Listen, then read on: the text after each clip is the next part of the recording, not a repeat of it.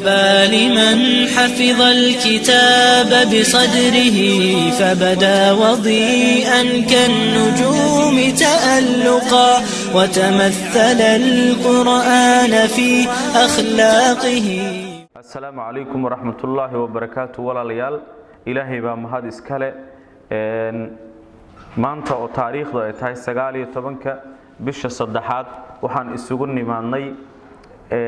hawl khayr ah oo ah tacdiimul kitaabillah weyneynta kitaabka quraanka ah shirkan ama xafladan wuxuu ku saabsan yahay kitaabka Ilaahay weyneyntiisa magaalada waxaan ma garanaysaa dadkaas oo dhan aan isugu yeernay waxa weeye inay ka qayb qaataan kitaabka quraanka meel walba ku dayacan in xarun loo sameeyay xarunta lagu aruuriyo masaajidyada madrasooyinka xaafadaha malcabadaha meel alla meeshii kitaab quraan uu ku dayacan yahay inaan soo aruurino oo meesha aan keenno wixii dadka anfacayna aan hagaajino wixii kale tana ma garanaysaa meel laa'iq lagu guba ay xafladani ku saabsan tahay. marka walaalayaal arinta ugu muhiimsan waxa weeye inaan hawsha u kaano aan ka wada qayb qaadano khayr Allah siiyo gabdhaha ka soo qayb galay iyo culimada ka soo qayb gashay iyo macallimiinta iyo akhyaarta ka soo qayb gashay iyo ganacsatadaba aad iyo aad baan uga mahadcelinaynaa haddana hawsheennii baan ma garanaysaa aan guda galaynaa waxa barnaamijka inoo furi doona Sheekh Xasan Macallin Maxamed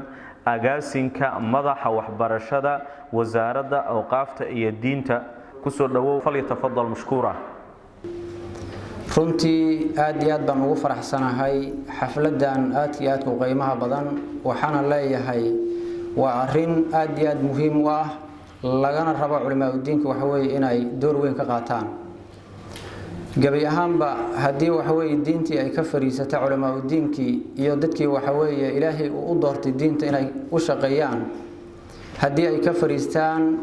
dad macnaha waxa weeye wax ma garata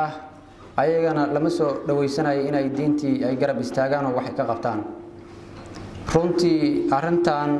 la sameeyay sidaan ka warqaba waxa weeye gabdha ay u sixil qaameen waa arin aad iyo aad muhiim u ah quraankii Ilaahay oo dayacan hadii la yiri aan isku toosan oo aan habayno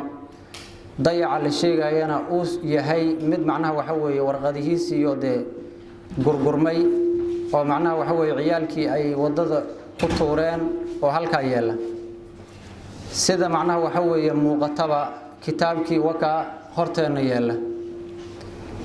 sadar muuqdo su'aal ka dhan kitaabkii Ilaahay ayaa sida ah marka waxa loo baahan yahay in dadkii muslimiinta ay ka danqadaan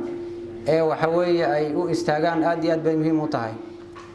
سيد علي ميوها ayaa wuxuu yiri yushiku an yati ala an-nas zaman la yabqa min al-islam illa ismuhu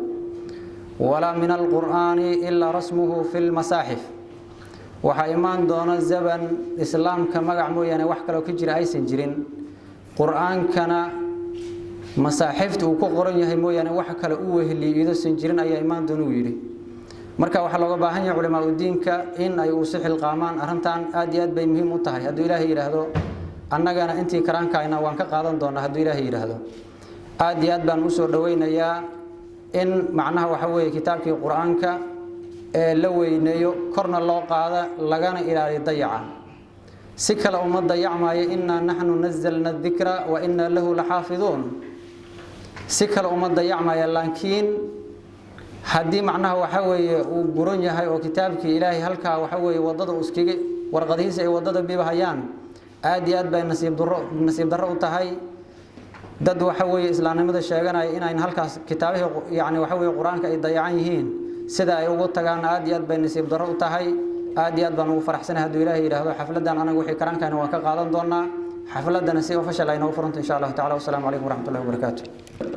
aad iyo aad buu Sheekh Xasan ayuu u mahadsan yahay hadalka qiimaha badan ee aad ka wanaagsan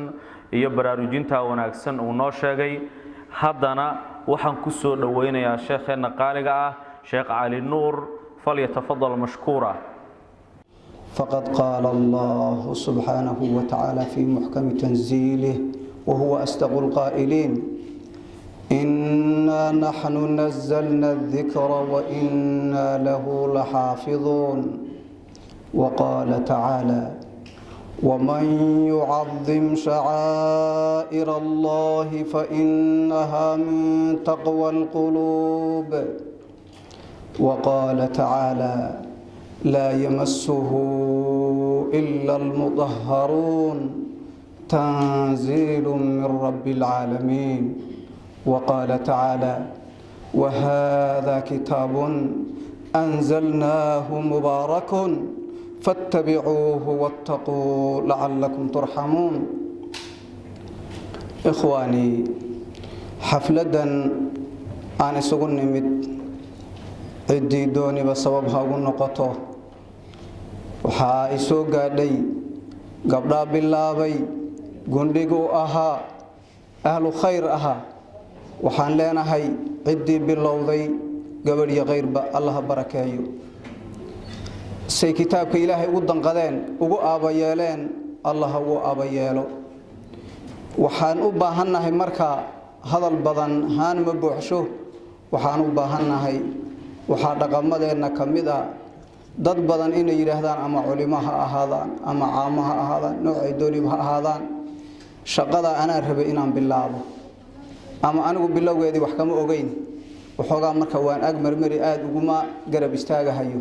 looma baahno shaygani waa shay xaq ah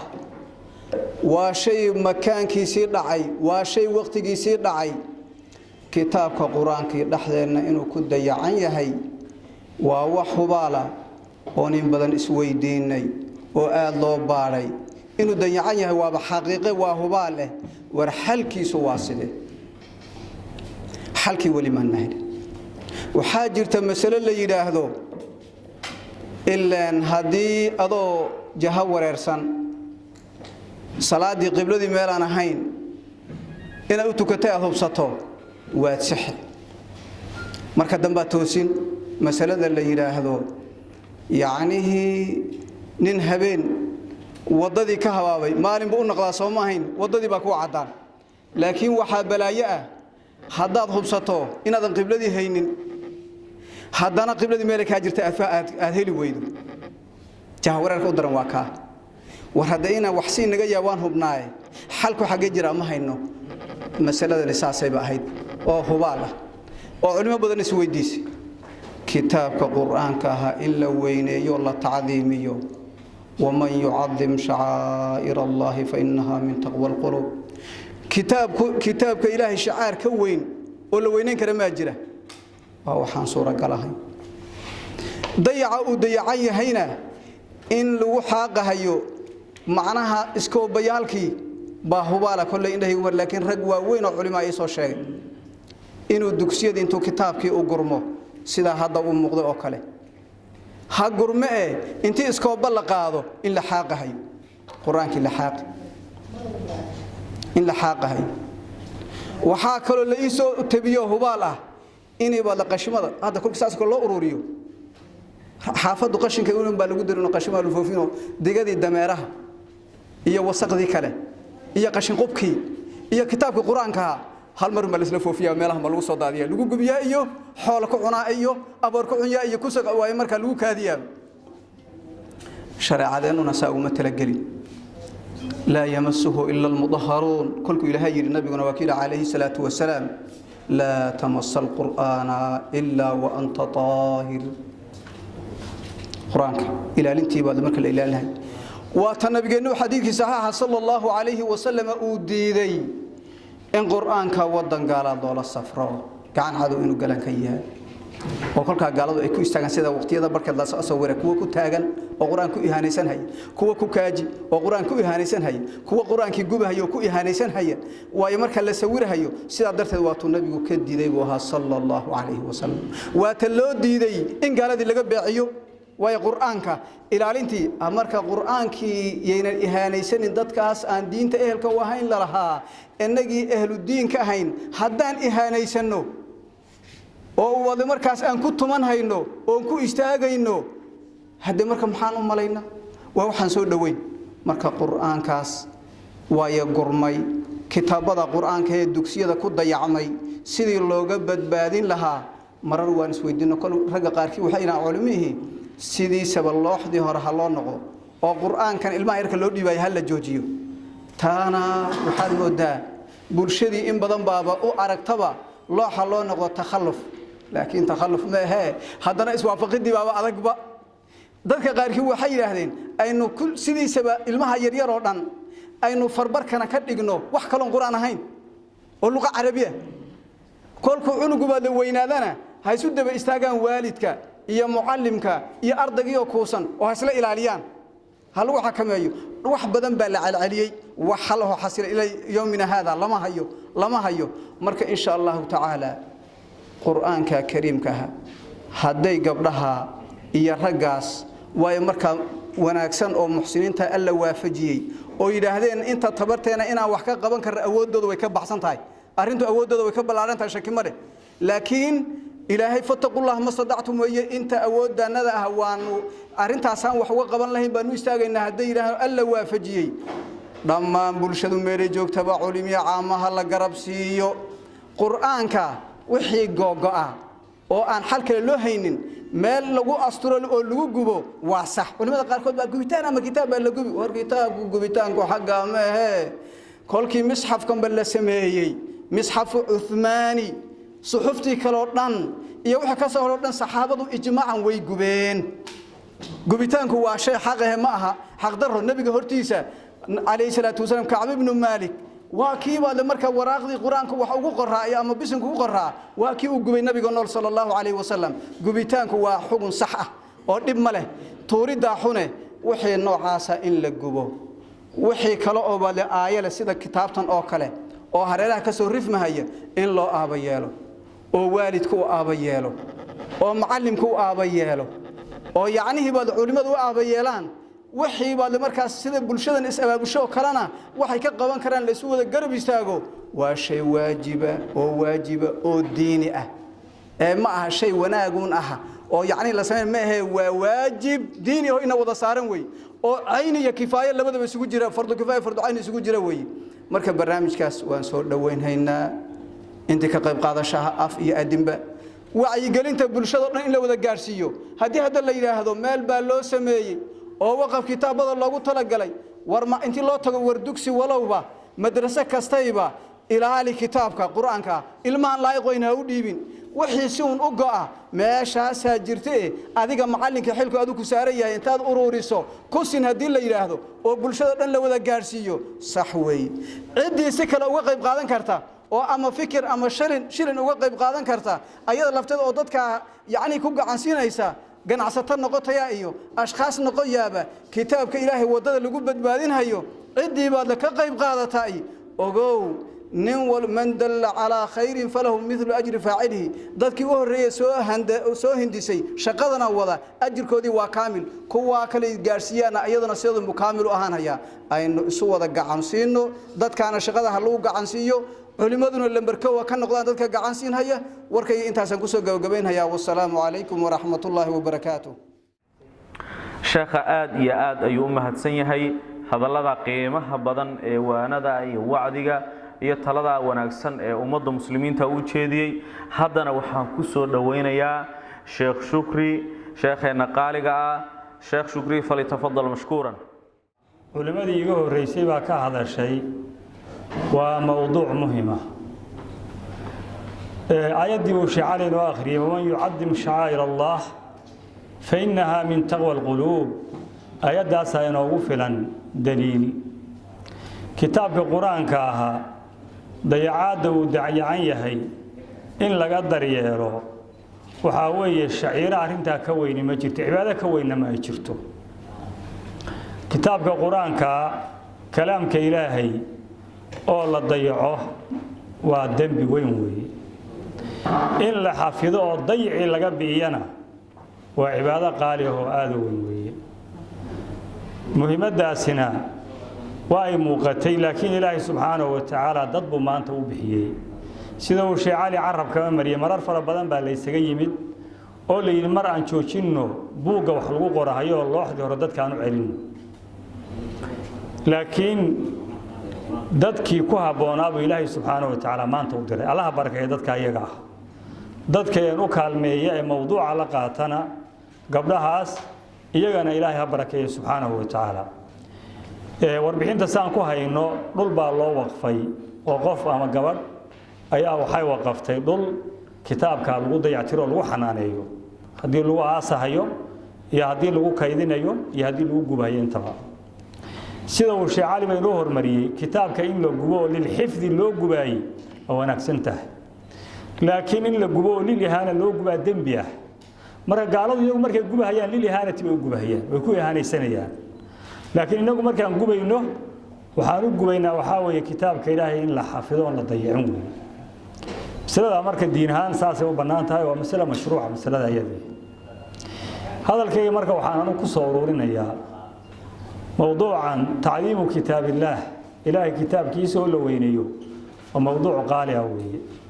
dadka muslimiintii meel kasto ay joogaan ba muhiimada caynkan oo kala ah isu taagaan gaar ahaan nagu hadda reer Kismaayo ahaan dad baa isu taagay dadka aan garab istaagno anaguna culimo ahaan waan garab istaagayna naftanada haday tahay iyo haday waqti tahay iyo haday maal tahay iyo haday cod tahay inta waa ka qayb qaadanaynaa ilaahay kitaabkiisa subxaanahu wa tacaala khidada iyo arrinta lagu weyneynayo waxaan dadka muslimiinta aan u sheegaynaa meel wax lagu baxsado meeshii ugu habboonad inay tahay mashruucana wuxuu u baahan yahay taklifo qaali u baahan yahay sida warbixinta la yiisiyo waxa weeye kutubta googoodo dhantii la soo ururiyo kitaabkii qaadasho gale ee dib loo isticmaali karo iyo wali baabiin tii la hagaajiyo in dib loogu celiyo masaajid iyo madaaristii dib loogu celiyo si looga faa'iideysto kitaabkii burburay oo baabaayna in muxuu ahaayeen la asturo la hagaajiyo weeye oo la geeyo xafiiska loogu talagalay marka hore la geeyo kadibna dhulka loo waqfay loo diyaariyay loo sii wareejiyo arintaasina waxay u baahanaysaa taklifo iyo lacag iyo dhaqaale u baahanaysaa laana kitaabka in la jeldiyo la hagaajiyay waa lacag badan baa ku baxaysa sida mar haday tahay waxaan dadka muslimiinta ee khayrka jecel muslimiintu marba waa khayr jecel oo wanaag jecel yihiin aad iyo aad baan mawduucan markaan maqlay aan ugu farxay muslimiinta qaalinimadooda aad ogaanaysa nabiga sallallahu alayhi wasallam muslimiinta wuxuu ku metelay geed timireedka khayr lagama waayo inagu ma tabcana timirta laakiin waxa ay khayr lagama waayo la harsanya mara cusub laga guraya wax baaliba laga guraya wax badan oo khayr leedahay qofka muslimkiina waa saas muhiimadii aadaanka mid baa ku qaban mid baa masaajidka ku furi mid baa kitaabtii ku dayactiri muslimiintu waa khayr badan oo wanaagsan Allah barakeeyo ilaahayna ha xafido cadawgoodana Allah subhanahu wa ta'ala Allah ka qabto marka mashruuca waxaan leenahay waa mashruuc qaali ah waa muhiimad ilaahay in lagu raali geliyo habboon tahay weeye mashruuca ilaahay lagu raali geliyo hal isgarab taago gabdhahaas iyo wiilasha u istaagay dayactirka kitaabka ilaahay subhanahu wa ta'ala salaamu alaykum wa rahmatullahi ta'ala wa barakatuh aad iyo aad buu sheekha u mahadsan yahay haddana waxaan ku soo dhaweynayaa sheekh Bashiir Cabdi Qani إخواننا الأعزاء السلام عليكم ورحمة الله وبركاته بعد السلام ما أنت وحوي وسيد الأيام بحي الله كان سيد بوليها وجمعة ويه اللهم ساعة الإجابة كجرته سدح العيد الإسلام كل عيد كمذنا ويه وحير مهمتي ما جلو يمد علماء إيجو الرئيسية كهذا الشيء إن شاء الله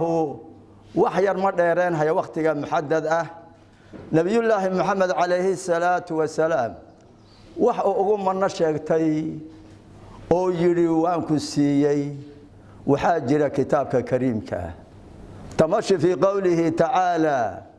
بعد أعوذ بالله من الشيطان الرجيم ولقد آتيناك 7 من المثاني والقرآن العظيم وعزتي وجلالي بان كل دارته آتيناك وحانك سيني 7 تضبه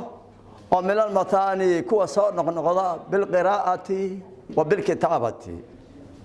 حق أخرسك هي حق كتابة وتضبط آيات الفاتحة ينكسي بشر خير خلق الله سيد العابدين هي والقرآن العظيم القرآن كوين كبدا قرآن كصدح بكو قرآن يهي لوح المحفوظ كو قرآن يهي بأيدي سفرنا وكو قرآن يهي مؤمنين تقلب يودر وكو قرآن يهي عطية الله وبحيه الله كريم كأه وقرآن كسر يسمجره تمشي في قوله تعالى بل هو قرآن مجيد في لوح محفوظ وقرآن أو شرف له لوح محفوظ كقرآن بل هو آيات بينات في صدور الذين أوتوا العلم بأيدي سفرة وكقرآن صدح الروح والله مغعابا قرآن الروح والله مغعابا ملك جبريل الروح والله مغعابا نفتنا الروح والله مغعابا وكذلك أوحينا إليك روحا من أمرنا أنبياء كانوا رسالة وحيوني يعني روح نولي كو وحيود أو أنك أمرك أنك ويسألونك عن الروح نفتنا الروح والله مغعابا تنزل الملائكة والروح ملك جبريل روح والله مغعابا اللهم إلهي بكو حمدين ألف ألف بعدد الحساء وبعدد النجوم وبعدد كان وما يكون ولا حول ولا قوة إلا بالله العلي العظيم ويكون حفلة قرآن وسين لو أقاسمي الله نوو يرو ثم قال ويرته اللهم وحقيل النجو إياه وأرق النجو إياه إلى شنو كتاب الله وهي نبي الله محمد محل ليه فاستمسك بالذي أوحي إليك إنك على صراط مستقيم قبسك اللقو وحيون هيو وده توسن بعد كسوان تاهي وإنه قرآنك لذكر لشرف لك شرفك إياه ولقومك أنا شرف إياه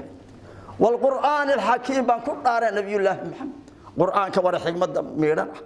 وحي مصالح كو شيء هيا waxaan masaalix ku jirin ku sheegayaa waa 6200 iyo 60 aayadood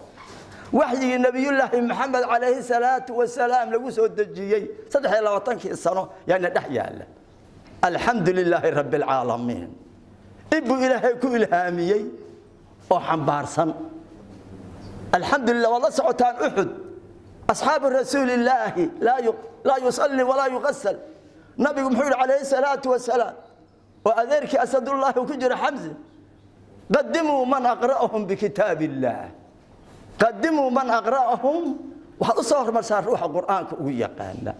وأصحاب الرسول الله رضوان الله عليهم اللهم قرآنك عيار معها إن هذا القرآن سورة الإسراء إن هذا القرآن يهدي للتي هي أقوم ويبشر المؤمنين الذين يعملون الصالحات أن لهم أجرا كبيرا وضل قالت وانا سنبكوه قرآن الكريم هذا بصائر للناس هذا كان بصائر افتين ويه للناس من مشارق الأرض ومغاربها يمينا وشمالا بو افتوية وهدى توسية ويه ورحمة النحريس ويه يؤيه لقوم يوقنون سواء مركي الله حيري خير خلق الله انتظر شوية مركي سواء الله حيري جيبكم يقول محاد عي خير خلق الله كطائف كتمادد قعنت هذا مذقته يبانك عرفه كيالا بنانك عرفه نبي الله محمد أمرك قرآنك آخريها وإذ صرفنا إليك نفرا من الجن يستمعون القرآن فلما حذروه قالوا أنصتوا فلما قضي ولوا إلى قومهم منذرين مدحية أما فضل الله نك قرآنك عزي يا إلهي بعزي نك شرفا إلهي بشرفي نك كرامي يا إلهي بكرامي مركا قرآنك كرامي إلهي ذا كرامي مركا القرآن با كلها لنا الله كلها ساعد الله إن له الله إخواني في الله قرآنك ولا مثيل وأما بنعمة ربك فحدث بال نبي الله محمد شيخ بشير عبد القني آد ياد بأمة هتسنيهي هذانا وحنكسر دوينيا gabadhii hawshan ama fikirkan ama aqligan ama magaranaysa hawshan lahayd Saciido Aadan Sheekh Abdidoon oo gudoomiyaha taadiimu kitaabillahi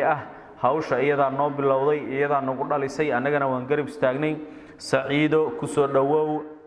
waa salaamina jazakumullahu khayr ma idin leenahay ilaahay idinka abal mariyo inta kadib wax yar baan rabaa inaad idin taabto iyo hawshan sida ku bilaabatay hawsha tan kulay sida igu soo gaartay aniga awalan cajil baan ka daawaday oo ka fiirsaday cajilkii markaan fiirsaday runtii waxaan qaadan waayay buu ka sheekay cajilku wuxuu ka sheekay waxa kamid ahaa kitaabkii qashinka laga dhaxlay kitaabkii musqul laga dhaxlay kitaabkii guri looga guuray kitaabkii oo maaragta dugsiyadii ku noqday sidii ma taqaana wax abar cunay ama wax qori noqday amal marka runtii ilintii baan cisho waayay hawsha markaan arkay asxaabtii walaalaha ahaa ee markaas ma taqaana aan wax wadaaga ahayn baan la hadlay waa u sheegay arintii waa ila qaateen alxamdulillaah rabbil caalamiin ayagana allah ka abaal mariyay sidaasaan horta arinta ku aasaasnay waxaan marka inta kadib idin leeyahay insha Allah awwalan ilaahay subhanahu wa ta'ala arintan nooga dhiga laab la kac iyo wax ma taqaana aanu inta ku soo boodnay maarta meesha nooga sanbir raxda ilaahay horta nooga dhigo noogu duceeyo inuu ilaahay noogu adkeeyo nooguna ma taqaana taakuleeyo tan labaadna waxaan idin leeyahay arintan waa arin u taal ummadda muslimiinta ah ilaahay subhanahu wa ta'ala wuxuu yiri muslimiin buu ilaahay nagu magacaabay muslimka waxa muslimadiisa sheegaysa ficilkiisa marka ficilkeen walaalayaal ficilkeen aynu kor u qaadno ficilkeeni wakaasa kitaabkeen halkaas ku dayacan yahay marka waxaan rajaynaynaa insha Allah macallimiinta khaasatan hadda gabdha maqaalkooda ii soo diray macallimiin baa inta la tagay dugsiyadoodii waxa laga waayay hal kitaab oo go'an dugsiyadoodii waxa laga waayay hal kitaab oo go'an way xanaaneeyeen way nadiifiyeen marka waxa ay leeyahay macallimiinta awalan hal xifdiyo kitaabka ilaahay subhanahu wa ta'ala ayaga ugu mataqaana muhiimsan guriyaha hooyooyinka sidoo kale masaajidada sidoo kale meelaha uu ku dayacan yahay waa saddexdaas meelood kitaabka ilaahay subhanahu wa ta'ala marka kitaabka hadaynu dayacno hadaynaguna waa dayacmaynaa insha Allah wa aqulu qawli hada wa astaghfirullah li wa lakum wa li jami'il muslimin assalamu alaykum wa rahmatullahi wa barakatuh saciida aad iyo aad ay u mahadsan tahay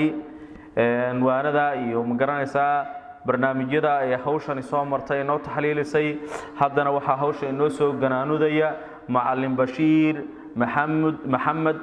Xaamud wa ilaahay subhanahu wa ta'ala ayaga ay ku karaameeyay anaga regsmay hadanahay marka macallimiin iyo culimada iyo magaranaysaa iyo shacabka iyo tijaartaba kulli inaan ka qayb qaadano ya anaga waajibna u ah oo khayrka aan maartay aan garab ku siino sida darteed culimadeeni ilaahay sharfee way ka hadleen ayaga dhameeyay inagana dhamaanteen waxaan codsanaynaa maadaama gabdhahaasi ay u istaageen oo kitaabkaasi quraanka ah wax u istaaga aan la arkin inta badan macallimiintu way dhigaan culimadana way akhriyaan laakiin dayactirkiisi in madbacad loo sameeyo wixii maartay halaysan la hagaajiyo oo meel maartay lagu ururiyo oo culimada fadwadooda hadda ay maartay ka hadlayeen lagu asturo ma garanaysaa ayaa muhiim ah oo aad iyo aad u fiican oo u sharaf badan sida darteed ma garanaysaa inaguna ajir baan kaga helaynaa ilaahay ha barakeeyo subhanahu wa ta'ala inta ka qayb qaadatay oo soo bilowday gabdhaha ay u horeeyaan iyo culimadeena ilaahay subhanahu wa ta'ala khaatimada Allah soo biyo dhamaantood iyo inta ka soo qayb gashayba intaasaan ma garanaysaa ku soo gabagabaysanayna suuradaas ee suuratul asri xafladuna saas ay noo xiranta xafiiskana walaalkeen akhuna Maxamed baa inoo sheegay gurigan hotelkan Kismaayo isbitaalka dhexe Kismaayo iyo guriga u dhaxeeya stationka sukadiisa halkaas ku yaala marka way yaqaanaan Kismaayo way garanayaan guriga dabaqeynka qaybta hoose ayaan karisanay meeshaas insha Allah ta'ala kutubta la keenaya wax dayacan iyo wixii u baahan maartay in la hagaajiyo halkaas la keenaya Allah subhanahu wa ta'ala aalam bisoo aad iyo aad buu mahadsan yahay macallin Bashiir hawshan daadihiyeedii iyo ma garanaysaa kala wadkeedii iyo hogaaminteedii waxa iska lahaa Maxamed Mukhtaar Xasan gabagabadii barnaamijkan walaalayaal waxaan doonaynaa inaan u ducayno gabadh khayr Allah siiyo dibadda jirta oo ma garanaysaa hawshan qayb libaax ka qaadatay gabadhaas waxa la dhahaa Hodan Daawud ilaahay waxaan ka rajaynaynaa aakhiradeeda iyo adduunkeedaba Allah ha barakeeyo cimrigeeda Allah ha barakeeyo ciyaalkeeda Allah ha barakeeyo wax alla waxay haysato dhan ilaahay ha u barakeeyo wax alla waxay ka magangaliyaysan ilaahay magaranaysaa ka magangeliyo wax alla waxay rajaynayso oo khayra oo wanaaga oo janno u horeysana ilaahay ha siiyo gabadha Allah ha u dambi dhaafo waalidkeedna Allah ha u dambi dhaafo wassalaamu calaykum waraxmatullaahi wabarakaatuh